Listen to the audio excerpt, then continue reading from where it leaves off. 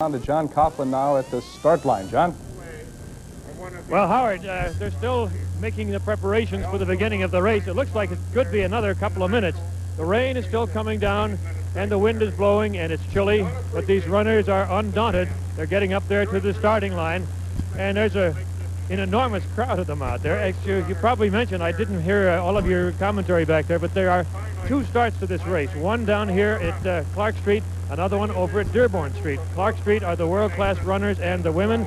Dearborn Street, all the other marathon runners. They'll begin at the same time. They'll both move north up to Walton Street, at which time the two groups will merge and they continue on the first leg of this marathon. On the speaker's platform right now, they're making some speeches. Mr. James Dutt, who is chairman and chief executive officer of Beatrice Companies, is making a speech of welcome. And the mayor is up here. The governor, Jim Thompson, is up here. And it's an enormous crowd of people, despite this bad weather down here. The runners are on the mark down there, and it looks like they're about ready to start. They'll be doing the countdown very, very soon. You can probably see them down there, all lined up. And it's about ready for the countdown, I guess. And they're eager. You can see them. Any moment now, we'll see the beginning of this great marathon. So back to you, Howard, and let's watch the start of the race.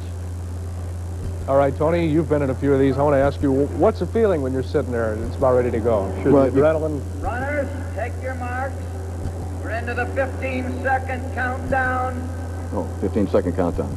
I would think that they just can't wait to start running. Into the 10-second countdown. This is the worst time in the world in any athletic competitions just before you get underway. They want to be in about 10 or 15 minutes. Just get it going. Right.